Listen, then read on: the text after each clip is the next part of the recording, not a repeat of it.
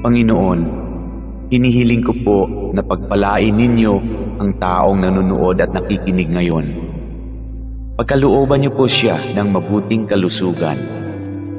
Bigyang tugon ang kanyang mga panalangin ayon sa inyong kalooban.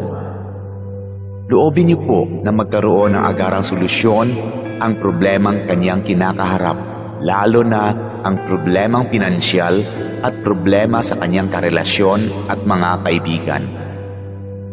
Ilayo niyo po siya sa tukso na kasalanan at lahat na uri ng kapahamakan.